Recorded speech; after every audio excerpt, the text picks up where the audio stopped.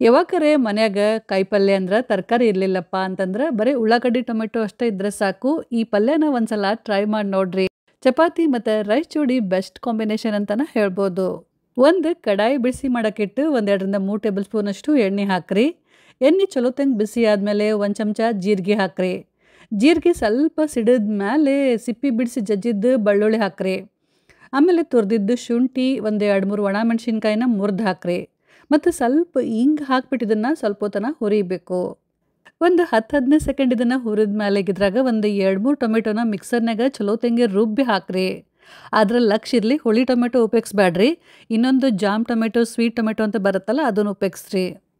ಈಗ ಇದ್ರಾಗ ರುಚಿಗೆ ತಕ್ಕಷ್ಟು ಉಪ್ಪು, ಒಂದು ಅರ್ಧ ಚಮಚದಷ್ಟು ಅರಿಶಿನ ಪುಡಿ, 1-2-3 ಚಮಚದಷ್ಟು ಅಚ್ಕಾರದ ಪುಡಿ, 1 ಚಮಚದಷ್ಟು ಧನಿಯಾ ಪುಡಿ ಮತ್ತು ಒಂದು ಅರ್ಧ ಚಮಚದಷ್ಟು ಗರಂ ಮಸಾಲ ಹಾಕಿ ಒಂದ್ಸಲ ಇದನ್ನು ಸರಿಯಾಗಿ ಮಿಕ್ಸ್ ಮಾಡಬೇಕು. ಸ್ವಲ್ಪ ಸಕ್ರೆ ಇಲ್ಲ ಅಂತಂದ್ರೆ ಬೆಲ್ಲ ಹಾಕಿ ಹಿಂಗೆ ಇದನ್ನು ಕೈ ಆಡಿಸ್ಕೊಂತ ಹುರಿಬೇಕು. ಒಂದು 3-4 ನಿಮಿಷ ಮೀಡಿಯಮ್ ಫ್ಲೇಮ್ನಾಗ ಇದನ್ನು ಕುದಿಸಿದ ಮೇಲೆ ಸೈಡಿಗೆ ಹಿಂಗೆ ಎಣ್ಣೆ ಬಿಡೋಕೆ ಶುರು ಆಗುತ್ತೆ ನೋಡ್ರಿ. ಆವಾಗ ಗ್ಯಾಸ್ನ ಬಂದ್ ಮಾಡಿರಿ. ಸ್ವಲ್ಪ ಇದನ್ನು 1-2 ನಿಮಿಷ ಹಿಂಗೆ ಕೈ ಆಡಿಸ್ಕೊಂತ ತಣ್ಣಗೆ ಮಾಡಿರಿ. ಆಮೇಲೆ ಇದ್ರಾಗ 1 ಕಪ್ಪಷ್ಟು ಮೊಸರು ಹಾಕಬೇಕು. ಎಲ್ಲ ಮೊಸರನ್ನ ಒಮ್ಮೆ ಹಾಕಕ್ಕೆ ಹೋಗ್ಬೇಡ್ರಿ. ಸ್ವಲ್ಪ ಮೊಸರು ಹಾಕೋಂತ ಮಿಕ್ಸ್ ಮಾಡ್ಕೊಂತ ಹೋಗ್ರಿ. ಗ್ಯಾಸ್ ಆನ್ ಇದ್ದಾಗ ನಾವು ಮೊಸರು ಹಾಕಕ್ಕೆ ಹೋದ್ರೆ ಮೊಸರು ಒಡಿಬೋದು.